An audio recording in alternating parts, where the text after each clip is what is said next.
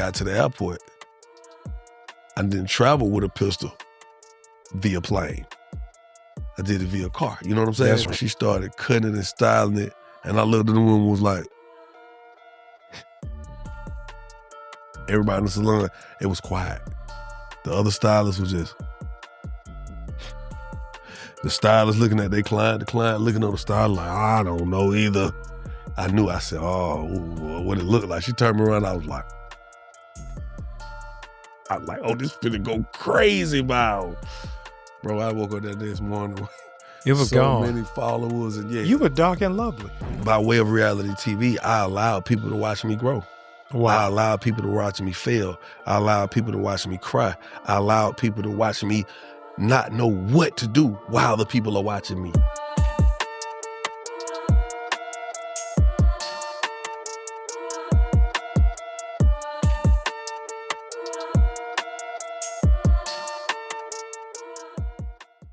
Hey, family, pull out your crowns. I am with hip hop royalty. You're locked into the Jamal Bryant Podcast. Let's be clear. And I am super duper excited. A living legend, an icon, a man of steel is with us on today. I'm not talking about Clark Kent. I'm talking about Yung Joc. Hey. It's going down. You better believe it. You have no idea how excited I was that they said you was coming. Man, that's what's up. I didn't believe it. That moves my spirit. No, I'm telling you, this means everything to me. This will be framed in my archives. That is. I mean, I was excited. I didn't want to tell you. I'm like, man, I want to go. Yeah, I want to sit down and talk with Pastor. Yeah. No, man, this means the world. It's amazing that many people are not considered legends until they in retirement, or till they come to the end, or expiration. Yeah, you still. Hey, you coming out hot. I'm trying. I'm working. What do you feel has changed in the industry since when you started?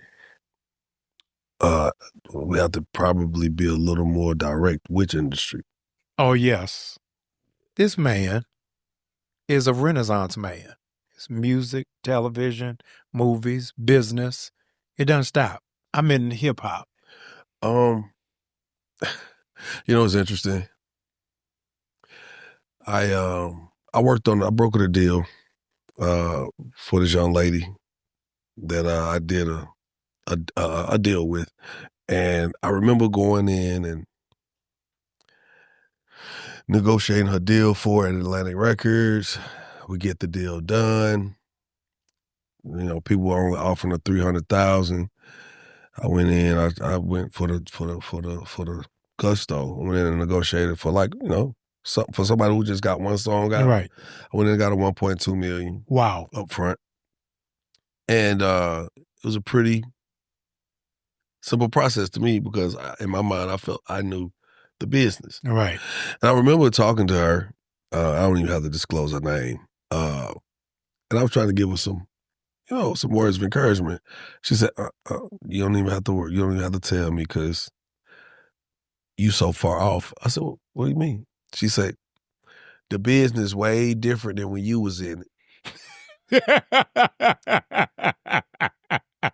And when I tell you, she stopped me in my tracks with that statement. I said, well, I don't know what was so different about it because the same way I just walked in there and negotiated that deal for you, I did the same thing, 15 years ago. Wow. For other artists, not even myself. Right. And 20 for myself. So, it was interesting to hear her say it's changed. I mean, we know some of the dynamics have changed. We know Right. we're not paying for a physical product anymore. Right. When it comes to the way we listen to the music, the mediums have expanded, so it's more digital now. With streaming and or whatnot. But I do feel that a lot of the artists are so passive aggressive about certain things. It's like, I'm aggressive. I want to be on. I want to, you know what I'm saying? I'm going to go hard. I'm going to do concerts. I'm going to tour. I'm going to get this money. And then it's like, what about your ancillaries? What about your publishing? What about your royalties? Right. And in their mind, they're like, man, bro, and you ain't really selling no albums. You know, it's your stream. And they be saying the people really don't even pay like that. So I ain't really even worried about that. That'll come if it'll come. But I'm finna go out here and get this show money, this tour money, the money for the verses. Right. And I'm like, nah, you're supposed to get all of it. Everything that's old, you're The supposed business to get to the show. the business. And so I would say that's one of the dynamics that has changed in this business. And of course, you know, a lot of these artists have, whether they're new up and coming or if they're already established and seasoned artists, is different now because you would go to a label and the label would appear to have everything in-house. But in all actuality, you know, they outsourcing everything, right? So now I think that artists are more resourceful themselves because now they can source out those same sources. You know what I'm saying? And I think that's the major change. And that's like, whoa, you meet an artist and they on fire. You like, who they signed to? They're like, independent. And you can't believe they blowing up. So be like independent. So then now what does that do for the artist that's looking at them? They're like, I could do that too. Yeah. So now you have more people perpetuating this process to stay independent and outsource their own resources. So I think those are one of the major changes I've seen. In the future, do you think most artists will be independent? Will we ever see a Motown again? I think it's going that direction. Honestly, it feels like it's going that direction because if you really look at it, each person is going to become their own platform. You know, right now, okay, I'll give you a perfect example. Your pastor Jamal Bryant in real life, right? Yeah. When you go to Instagram, who are you on Instagram? Jamal. Well, Bryant. The platform. Oh, Instagram? See, but it's Instagram. Yes. But on Instagram, you're your own platform too. You see what I'm saying? Yes. So every time we go, the main platform, that is, we establish that, okay, this is TikTok, this is Instagram. But you yourself become your own program because now you're promoting whatever you're promoting on their platform. No, I get it. You know, so I think it's gonna come to that. I mean, right now, I mean, you look up and you meet an indie artist today, they're not coming to you with a song. I got a demo, I got 3 songs I want you to hear. No, it's not that no more. They're coming saying, hey, I got a podcast, I got my own reality show. Right. Also, I just dropped 13 albums last month. Like, not 13. I mean, because and that's the difference, you know. Yeah. When you had, let's just say, I don't mean anything disrespectful by this when I say quality, but I could differentiate when I say the quality artists. Remember how long it would take for an Outkast to put out an album? Oh, yeah. It's a 2-year gap. Yeah. Right?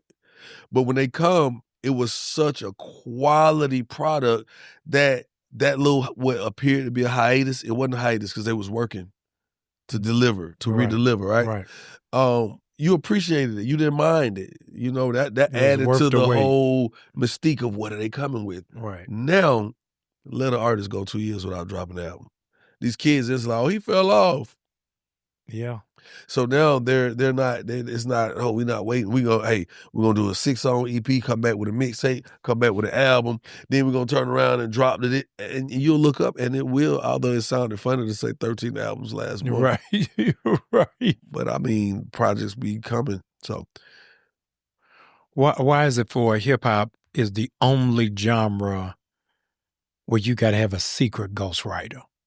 Nobody cares who wrote Dolly Parton's song. Nobody cares who wrote New Edition song. But rap music, if you didn't write it yourself, people gonna look at you at a side. I mean, I think hip hop. One thing we have to establish: the whole concept of hip hop is not just the music, right? Yeah, it's a lifestyle, right? So when you talk of pop music, let's speak of another genre. Let's say pop. Yeah, it's not a lifestyle. It's just popular music. Right. You know what I'm saying? Yes. You do rock and roll. It doesn't necessarily mean rock and roll is a lifestyle. It's just a genre of music. You got to get what I'm saying? Oh, yeah. It's like if you yourself, you did classical music. Right.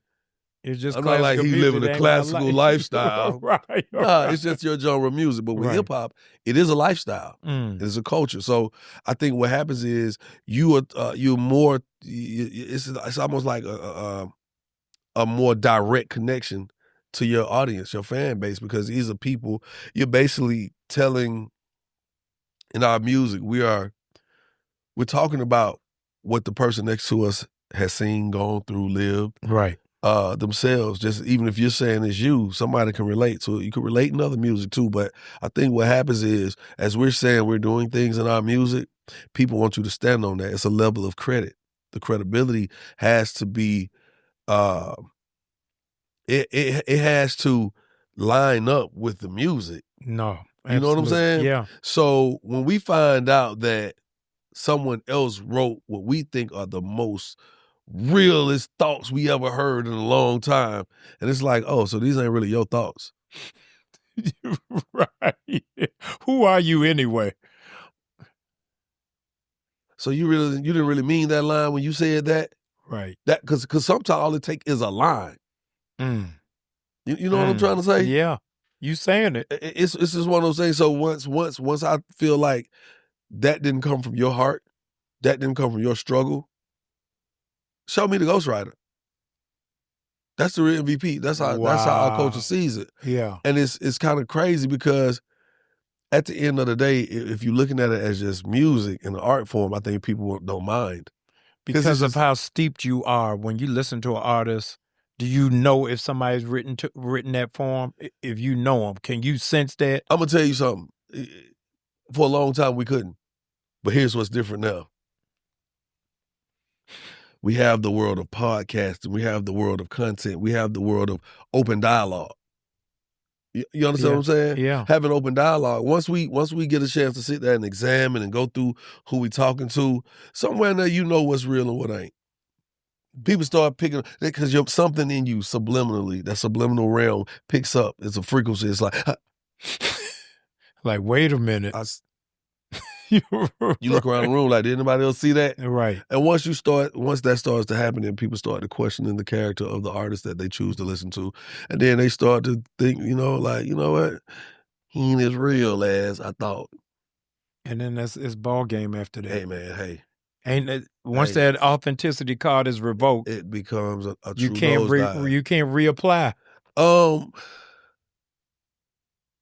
I wouldn't say you can't reapply. I haven't seen the restoration process. Well, okay. Who came back? I mean, I would say this. There are artists who have been up front. Yeah. I mean, even Lil Baby. Remember Lil Baby said Gunna helped him write his first song? Not saying, because see, here's the thing. It's a way that people will roll it out that makes it like, hold up, dog, don't be telling nobody you wrote my song. Right. I'll give you a perfect example. Right now, if we're in the studio, Joc, Pastor Jamal, you sang the song. Yes. There's a lily egg in the valley. Sign me up. Way over time, right? And I'm like, hey, I like that. And I'm like, hey, what about? And I'm a real one. And you're like, yeah. And before you know it, I didn't necessarily sit there and write and say, here's your song, here's this product, finish it. Yes. But if I'm a part of it, that gives me intellectual property. If I'm a part of the process. And if I have intellectual property and I can say that those are some of my lyrics, then I can say I wrote that with you. Wow. See, it's a difference. Words are powerful. I wrote with you. I worked on that record with bro. Okay, yeah. It doesn't look the same as I wrote that. Because somebody will take that and give it differently. Oh, you heard that new Jamal? Pastor Jamal, he got a new hit. Yeah, I wrote that. Let me say this on record. I don't mind sharing the credit. Let's just go in there. Yung Joc and Jamal Bryant. Let go. Just drop one. Let go. I don't need 13 albums. Okay. I just need one hit. That's all we need. That's all I. But now let me ask you something. Watch this. I'm gonna ask you something. It's not going down. It's going up. No, I'm gonna ask you something, Pastor. No, watch this. Yes. You talking about genres of music, right? Yes. But let's just talk about a different sector of a different venue. Okay. Let's say the church. Yeah. If I'm going in this church and I'm like, man, that boy pastor be coming with it every Sunday. Yes. And I find out Deacon James over there writing your sermon. Listen. I'm going to be like. That's a dark day. I'm going to be like, wait, but at the end of the day. And he better not even tell nobody he helped me write it. Deacon James say. Now, we was in the prayer room. And I started talking, he started filling in the blanks. But see, if Deacon James we didn't do it together, Deacon James. I just consult pastor. Yeah. Then it's like, okay. Nah. It's a source. No, it's a source. I bounce ideas off of you creatively, then it's not bad. But if they say Deacon James and Deacon James say, yeah, you remember when he said the line, and let there be peace? That was me. Well, we're going to be like, man, pastor, he cap. Pastor cap. That's true. But Pastor, is them your words, Pastor? They were my words. God gave them to me and the deacon. Amen. See what I'm saying? All right, there it is. But I need y'all to see how he pivoted away from making a commitment of going in that studio. Oh, no, I would. Yeah. I really would. It's going up. You know, that's the name of the first release. It's going up. I'm going to tell you something interesting this morning that happened to me. It's so funny that you said it because I never had any clue or inkling that you would say that. Yeah. Right? I did Portia show, Portia Bruner, Fox 5, a few weeks back, and we were talking about cancel culture. And there was also a young man on there, and he was speaking of, he does gospel music. Yeah. And so in the post, it had my picture and not his picture. And it said, rapper and gospel singer talks about cancel culture. So one of my homies hit me like, bro, I didn't know you did gospel music too. So then I was like, what? I said, let me go see what because he put it under my post. So when I went to the post, I had to, because he said they talk about their experience. Yeah. THEIR. Right. So I said, it says there. He said, oh, okay. So what I'm just saying is it's funny because he said, I didn't think you did gospel too. It was a reaction to it though. Yes. Right? So to walk in here and you say that to me. It's planting the seed. It could happen.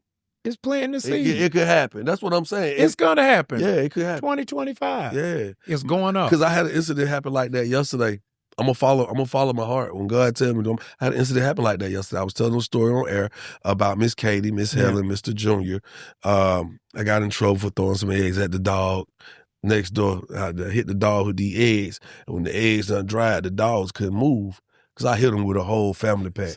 I hit them dogs probably about 24 eggs. Do you know how expensive eggs are? Well, they wasn't then. People voted for Trump over them eggs. That's crazy, but I'm talking about I was little. I was probably about 10. Oh, I thought you were saying last and week. I was egging the dogs, and as they set out there, I know they couldn't move no more because the eggs started drying up in the sun. So the dogs, so then my mama came home, was like, when I went to the back door, Miss Katie was at my back door.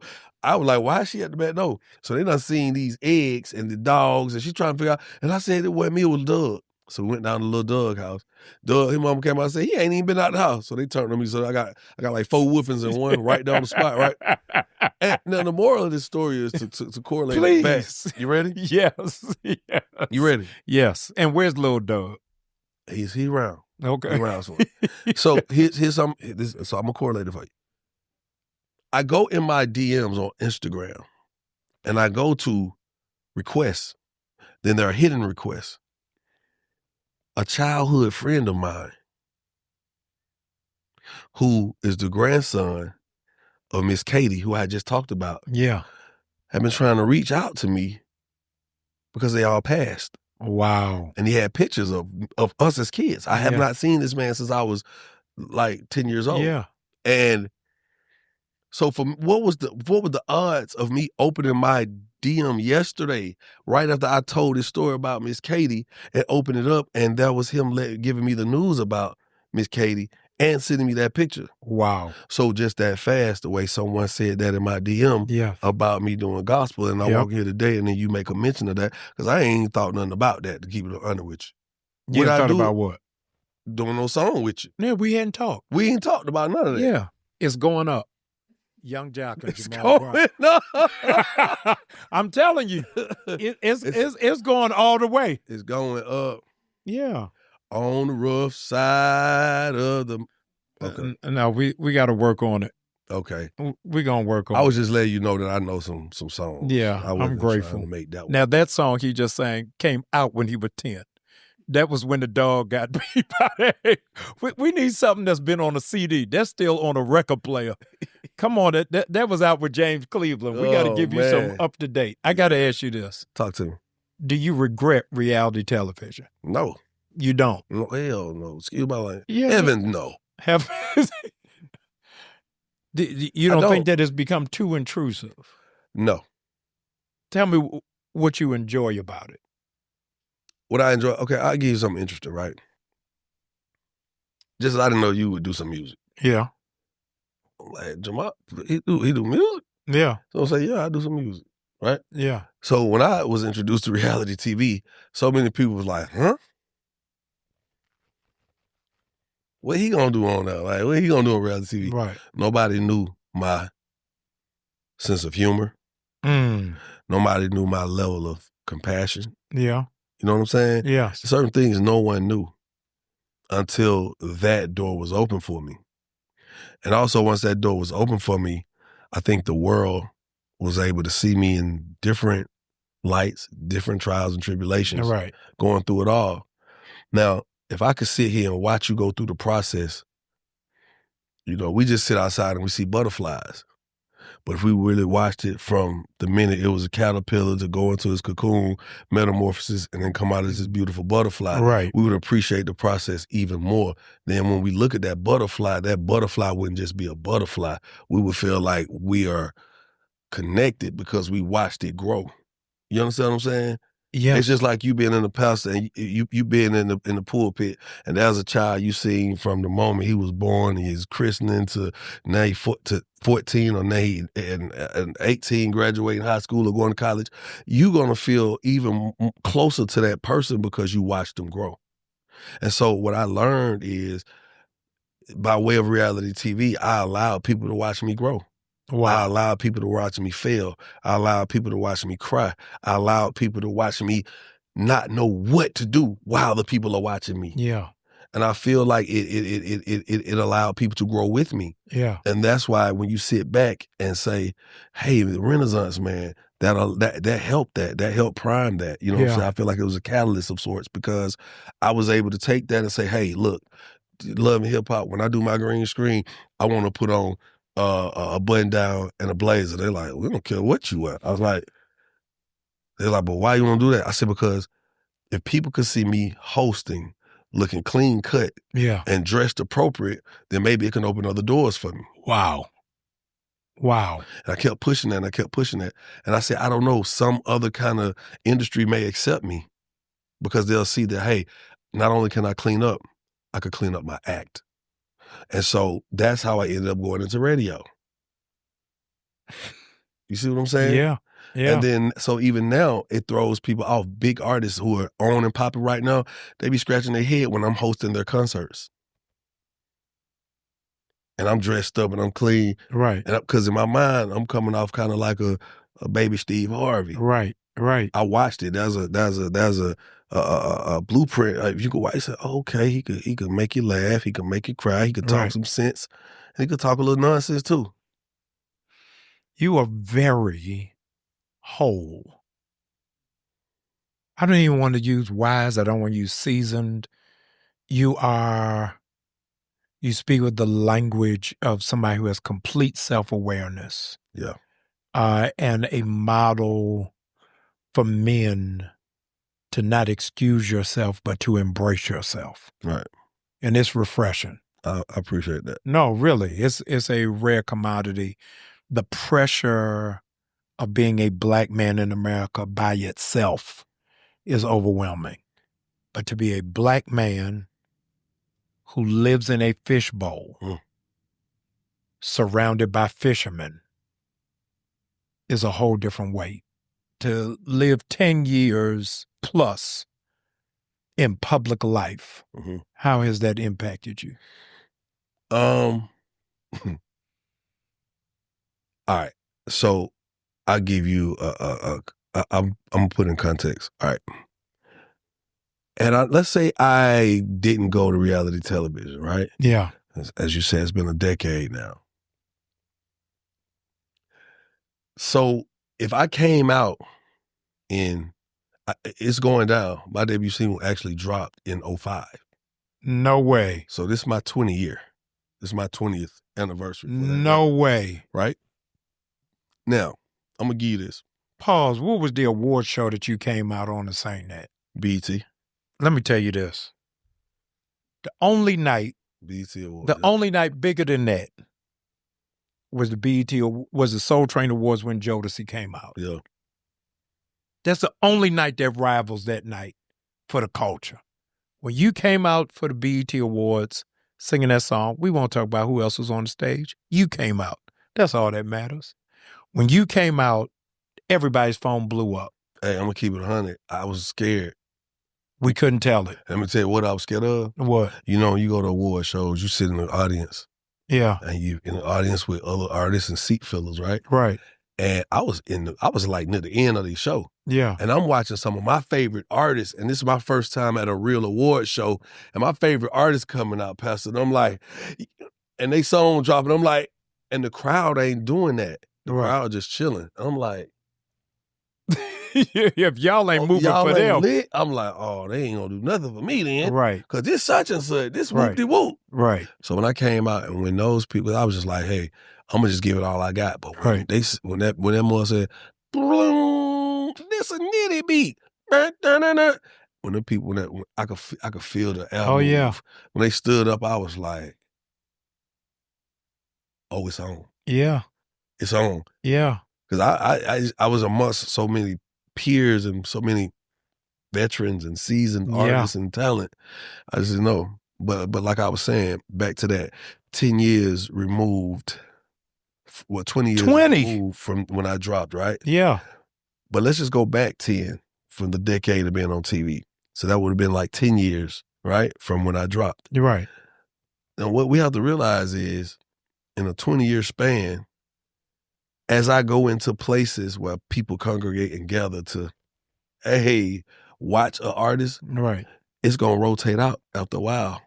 You got to give them something new. Right. Because if I go into a college homecoming right now, it's kids that don't know it. They don't know it. They know it because, but look how far removed they are. It really wasn't of their time. No matter how big of a hit it wasn't of their time. Right. You see what I'm saying? Yeah. So when I'm going and doing shows and stuff, I realize that like, I'm looking at the crowd. My oldest son is 25 this year. Wow. So, you know what I'm saying? Yeah. So now I'm going in front of people that are younger than him. Yeah. So my son who just turned 19 2 days ago, I'm going in front of these people. And I'm looking at my son like, he ain't finna be moving when I come on the stage like that. Right. So the reality TV helped me to bridge rebrand, that gap. bridge that gap. Because now when I walk in the room, it's a grandmama and it's kids that know me. Yeah. Grandmamas know me, aunties, the mamas, yeah, teenagers, and the kids. Because I've used these different platforms or mediums to help me sustain my relevance.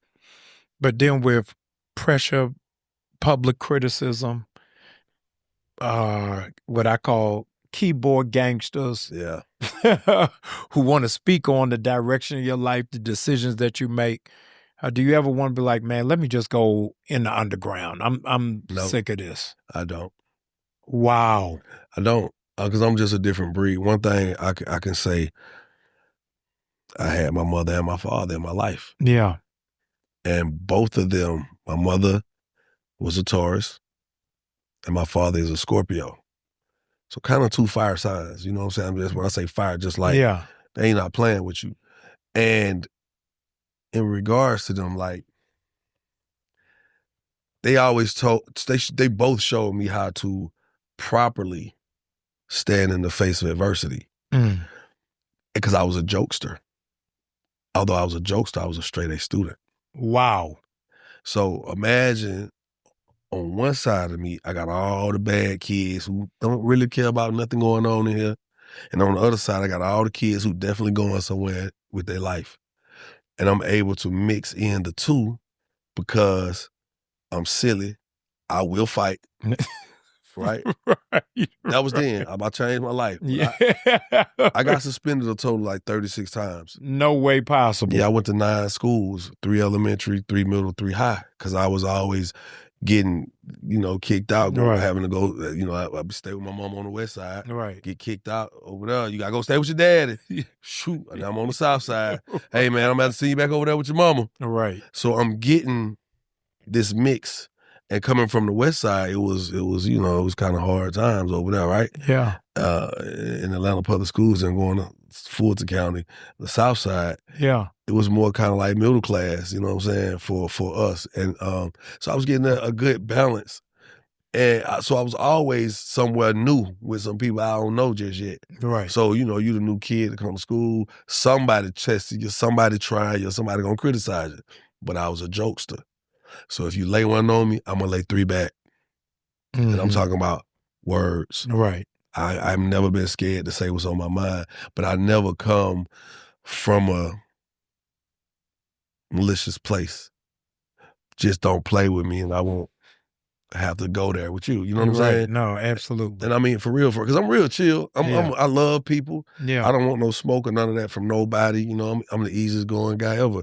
But at the same time, there is a little space right over here on this right side. And it's full of all that.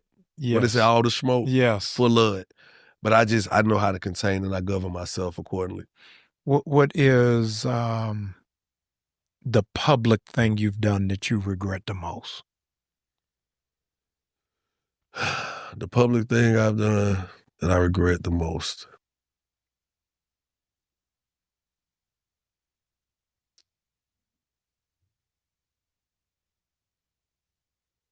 The public thing I regret the most would probably, it would have to be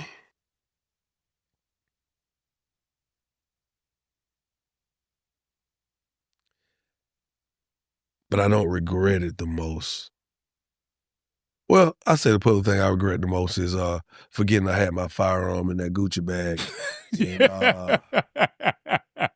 Columbus, Ohio.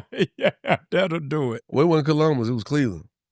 And yeah, that changed. I regret it. I regret it. See, my mama always used to say, not paying attention gonna cost your life.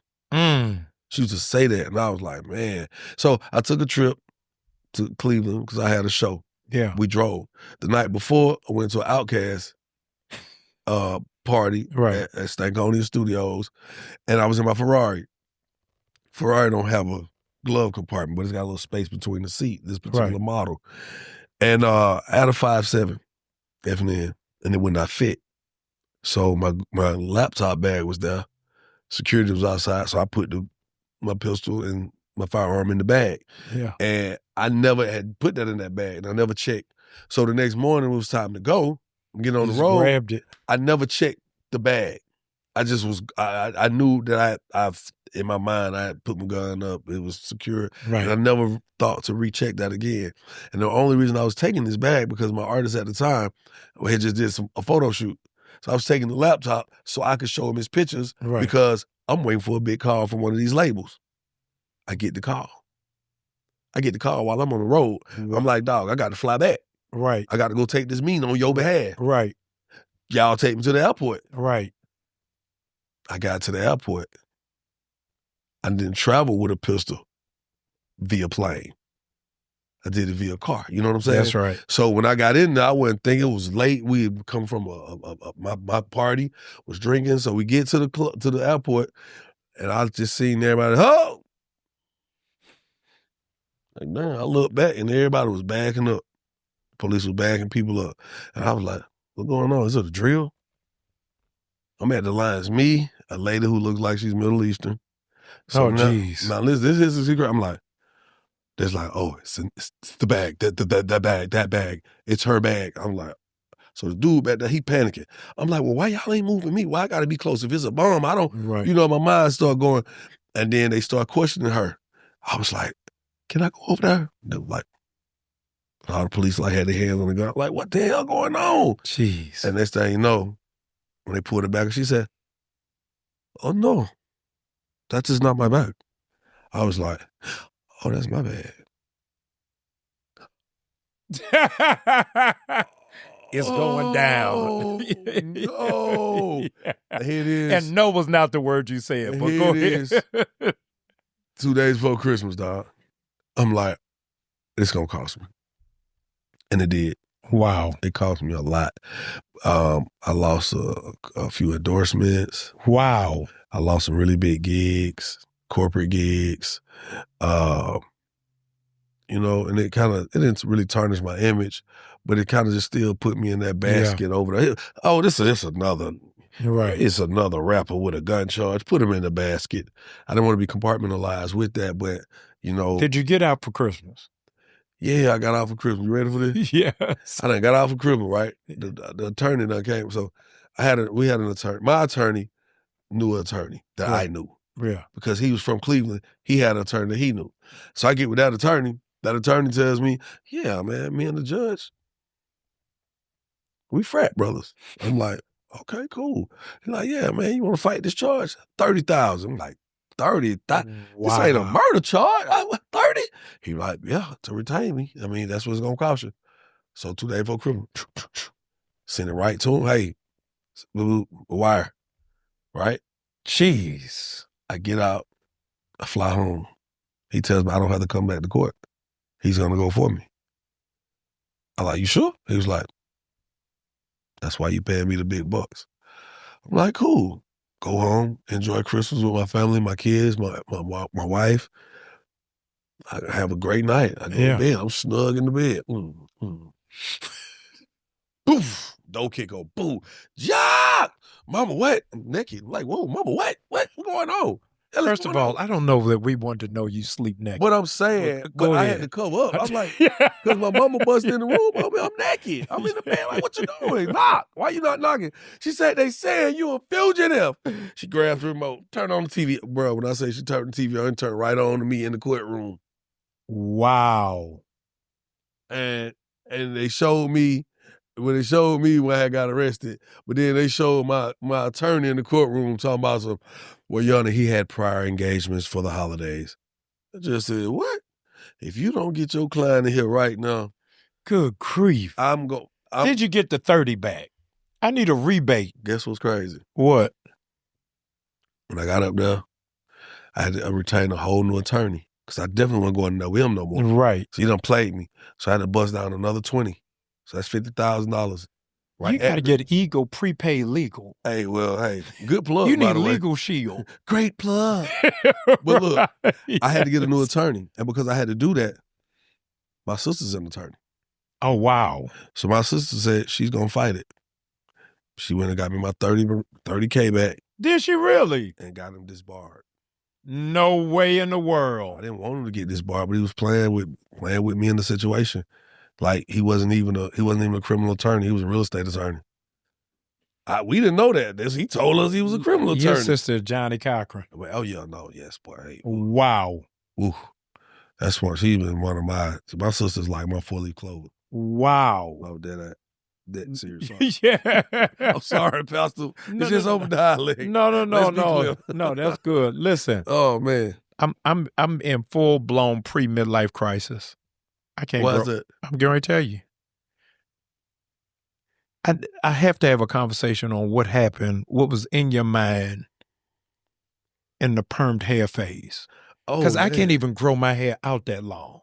Yeah. So you had a full bang. You was Jermaine Stewart. You ain't got to take your clothes off to have a good time. You was Earth, Wind, and Fire.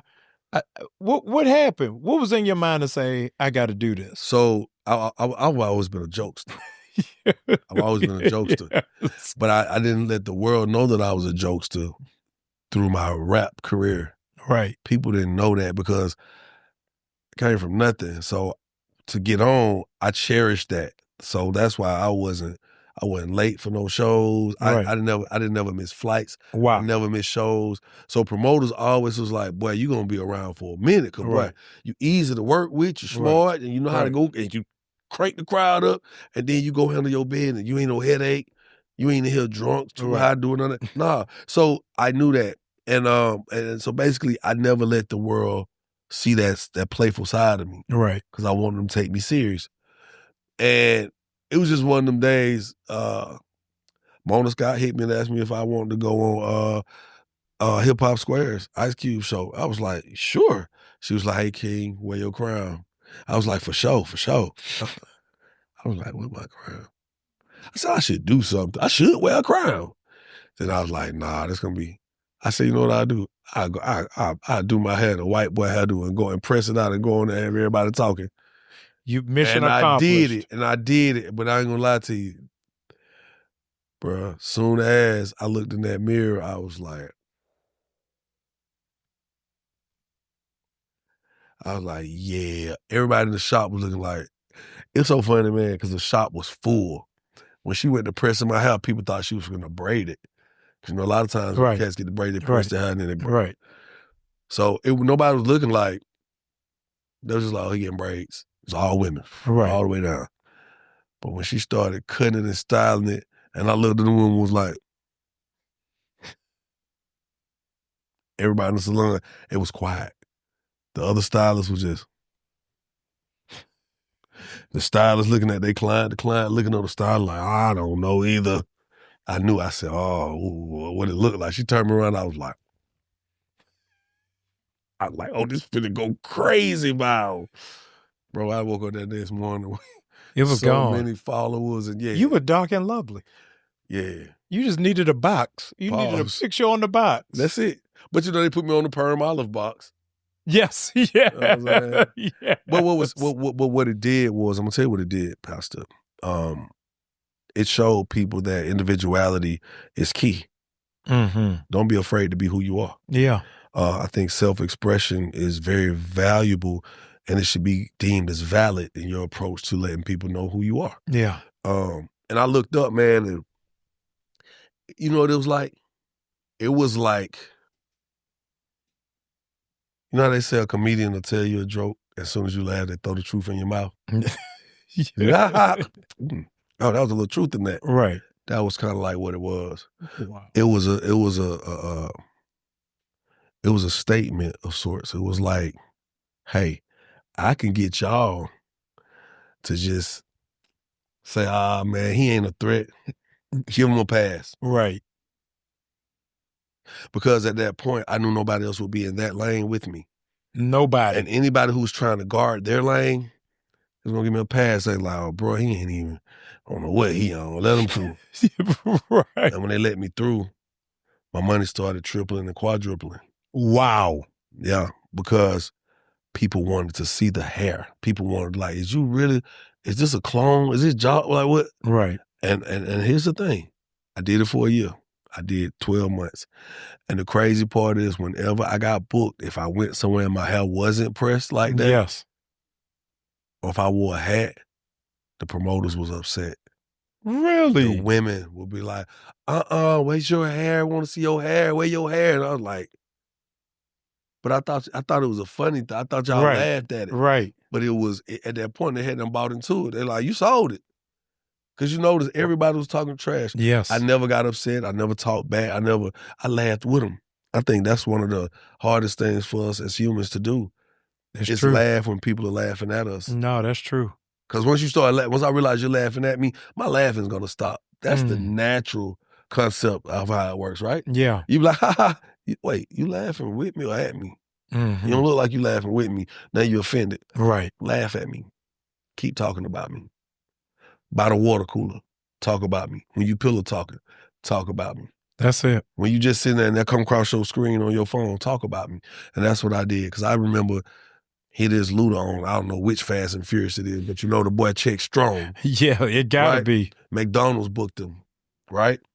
He's performing at the Magic City Classic. McDonald's booked me too. I was on that float with him with the hair. They wanted me to wear my hair like that. Wow. And Luda was like, boy, you really got this hair. You really on this float with me. I'm like, yeah. Take it all. Now, slick it back to the side. This? You ready? Yeah.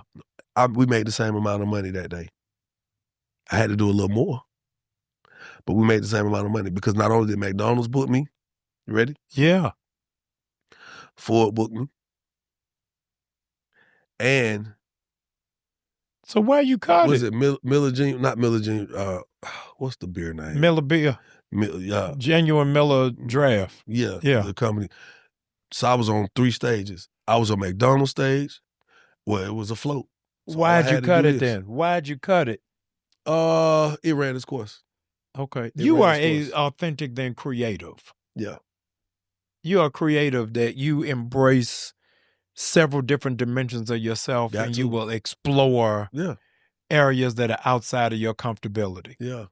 How you get that free? I think it's that balance that I just spoke about. Being a class clown, but also a scholar. Wow. Like people don't know. I feel seen. Yeah. I feel seen. That's my whole life story. Yeah. The teacher told my parents at PTA, your son can't figure out whether he want to be Dr. King or Eddie Murphy. Say, hey, that's me. I found a balance in that. Dr. Blunt, rest in peace. Dr. Blunt, Sean Carey Elementary School. Dr. Blunt say, Stan, I don't know what we're going to do with him. Now, Stan, it's been a journey. We've been raising. They take a village, and the village has been villaging. He told my dad, he say, I'm going to make a deal with you, Stanley. I need him for his test scoring for this upcoming ITBS test. But after that test, he got to go. Wow. Now, my dad couldn't even be upset with me or my mom because that prompted them to have to sit down and have a different conversation. They like, they want us, they not going to kick him out until after he tests because he going to get 100 on his test. Wow. Wow. So growing up over time, he and my parents kind of say little things like, hey, man, you know, you really cheat, you shortchanging yourself. You want to be like them, but you're really one of those. Right. And so over time, I just started realizing like, I can be whatever I want to be in the moment. Yeah. But just, you got to know how to zero out, ground yourself. You know what I'm saying? And I think that has helped me in so many situations because, man, there's so many homies and friends that ain't here with me no more, dog. Whether they with the Lord or with the warden. Yeah. You know what I'm saying? Yeah. Or they on the street strung out. Yeah. And I've seen it come all kind of ways. And so I be so thankful for my upbringing because it really took a village. I got a whooping from all my aunties, all my uncles, except for Uncle Cerrone and my Uncle Tony on my mama's side. My teachers, my parents knew my teachers knew my parents. Yeah. That tell you a lot. Yes. You know what I'm saying? So I'm thankful for my trials and tribulations. I ain't gonna lie to you, Pastor, because some days I'll be thinking like, if I didn't learn this younger, would I really understand where I'm at right now? You know what I'm saying? So no, I get it. Yeah. What's next for you? What's next? Movies. You know, I have a movie coming out now called Allure. What's that about? It's a story of betrayal, man. Two homies. They I'm the young cat, man, and you know, I'm already 2 strikes in the wind. So I'm already a convicted felon. And my big homie, he got a clean record. Yeah. You know how to play the game a little different. And I get jammed up, he take a charge for me. Wow. To save me because Are these based on true events? Just as inspired by. Yeah. Okay. Yeah. Nah, for real. And so you would think someone would, you know, step up to the plate and step up and, you know, be an aid in a situation. You would think that that person will hold you down. Yeah. Not so. Man, it's so bad. It is so bad, but I think it's an eye-opener, you know, for the cats who feel like they love the streets. Yeah. It's an eye-opener for the streets. So I can't wait for that to come. And, oh, no, I'm going to check it out. Oh, no, it's good. You know, we had our premiere, and we had 2 theaters at Atlantic Station, and I was a little nervous at first, but once we got into it, and I could hear the crowd reacting organically to the parts that I know supposed to hit, that's when I was like, all right, we did this the right way.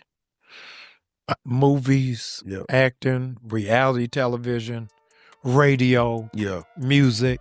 Yeah. The only thing you haven't done is a collab gospel song. We going up. Stay tuned for Yung Joc and Jamal Bryant. Singles dropping soon. Independently distributed. Streaming is where it's going. You got it all right here on the Jamal Bryant Podcast. Let's be clear. It's not going down. It's going up. Not on a Wednesday, on a Thursday. Hey. Thank y'all. Stay locked in.